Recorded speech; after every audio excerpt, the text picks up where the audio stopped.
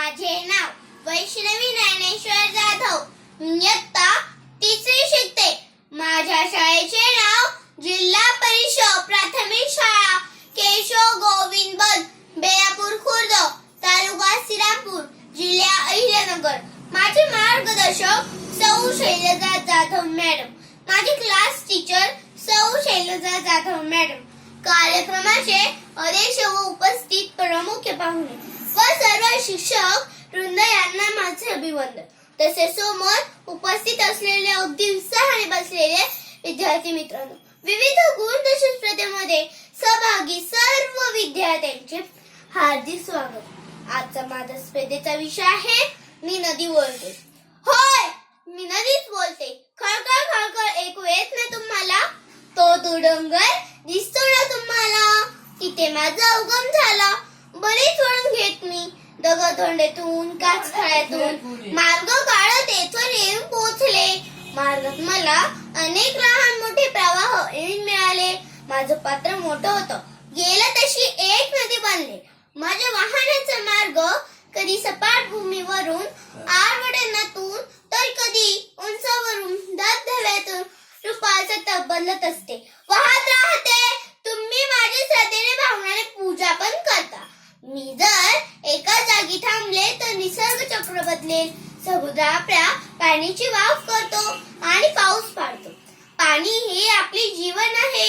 आपल्या पृथ्वीवर 71% पाणी असूनही त्यापैकी खूप कमी प्रमाणात पाणी पिण्यायोग्य आहे। सुजळ वाहणारी ही नदी दिसते फार हसरी, ती वाहताना दुःख फार दाटे तिच्या मधी। खोटे खोटे मात्र असताना वाहता वाहता सोबत आणलेल्या दगड गोट्यांनाही देते ती आकार। तिच्यामुळे वनस्पती ओशाळले आयुष्य करते ती त्यांचे साकार। मला पहिल्या घाणवास येतो येणारच, कारण मी तर तुमचीच पंचगंगा, कृष्णा, कोयना पाहिलं किती निर्मळ नाव आहेत।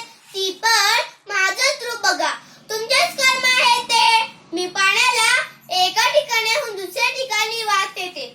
मनुष्य, प्राणी, पक्षी यांची तहान भागवते आणि शेती पिकवणे अजून बरंच काही। मी इतकी मदत करून सुद्धा मनुष्य माझ्याशी एवढा घाणेरडा का वागतो? काही रे देवा, तरी मला नको तो खेळ कचरा, प्लॅस्टिक, पिशव्या, बाटल्या काहीही टाकतात। मी हे सगळं सांभाळून घेते म्हणूनच ना। मग तुम्ही रस्त्यावरून जात असताना एखादा अडथळा आला की तुम्ही पर्यायी मार्गाचा वापर करताना, मग माझ्या मार्गात मनुष्याने किती अडथळे घातले आहेत, मग मीही पर्यायी मार्गाचा वापर करणारच ना। मग त्या पर्यायी मार्गाला तुम्ही पूर म्हणता, मग त्यात माझा काय दोष? मी करते का कधी खंत? तुम्हीच लोक माझे कौतुक करता। आता खरोखर खंत करायची वेळ आली आहे।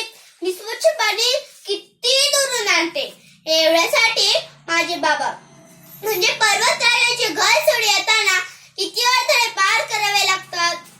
जलदेवता होते मी, जलदेवता होते मी, जीवनदायिनी होते मी, जीवनदायिनी होते मी।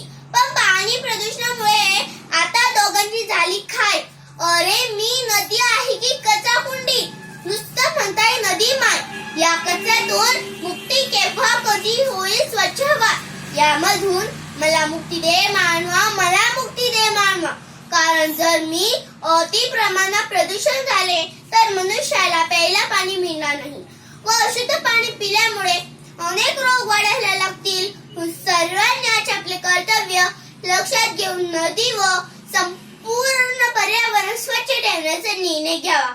दूषित पाणी पिल्यामुळे कॉलरा, टायफॉइड, कावीळ इतर रोग होतात। साधारणपणे 2 वर्षापूर्वीची गोष्ट आहे। कोरोना संसर्गाने आक्रमण केला होता। वाढता संसर्ग टाळण्यासाठी सर्वत्र लॉकडाऊन सुरू झाले आणि महिनाभरातच बातमी आली की जल प्रदूषणाच्या विळखात अडकलेल्या गंगा गोदावरीने मोकळा श्वास घेतला। प्रदूषण शून्य पातळीवर आले। संकट आले, मग ते इष्टपती ठरले। नद्या बनल्या प्रदूषित, गंगा झाली गटर गंगा। जल प्रदूषणाच्या विळखात पर्यावरणाचा झाला ऱ्हास। या युक्तीप्रमाणे भारतातच नव्हे तर जल प्रदूषणाचे भयंकर संकट ओढावलं आहे। त्याचे पाणी 20 रुपये लिटरनी विकत घ्यावे लागत आहे. नद्याचे नव्हे तर पाण्याचे सगळे स्रोत गंभीर होत आहे. वाढते कारखाने, सांडपाणी, रासायनिक खताचा वापर आणि कीटकनाशकांसाठी वापर, सार्वजनिक पाणवठे व नद्याचा घाणेरडा वापर यामुळे पाणी दूषित होत आहे. आज गंगा, यमुना या नद्यांना आपण पवित्र मानतो, वंदन करतो.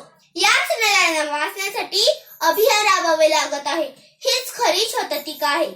जल प्रदूषणाची समस्या गंभीर बनली आहे, पण यावर चिंता करायला हवी. आपण सर्वांनी स्वतःपासून सुरुवात करायला हवी. मी प्रदूषण करणार नाही व यासाठी आग्रह धरकायला हवा. जल वाचण्यासाठी लोकतरीचीही गरज आहे. चला करूया सुरुवात. मी केलेली सुरुवात तुम्ही कधी करता? पाण्याच्या नितळेसाठी, गंगेच्या पवित्रासाठी, शुद्ध स्वच्छ पाणी संकल्प करूया. पूरक वर्तनासाठी स्वतःपासून सुरुवात करूया. स्वतःपासून सुरुवात करूया. नदी बाई माय माझी डोंगरात घर, लेकराच्या माये पोटी येते भूमीवर. नदी आई आय माझी निये निये पाणी, मंद लहित गाते ममतेचे गाणी. नदी माय जल सान्या तहानाला देई, कोणी असो कसा असो भेदभाव नाही.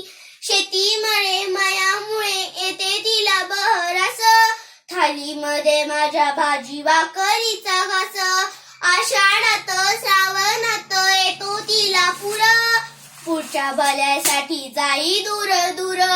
माय सांगे थांबू नको, पुढे पुढे चाल, थांबल्याला पराजय जय चाल त्याल, जय चाल त्याल. नदी बाई माय माझी डोंगरात घर, लेकराच्या माये पोटी येते भूमीवर. लेकराच्या माये पोटी येते भूमीवर. लेकराच्या माये पोटी येते भूमीवर. धन्यवाद.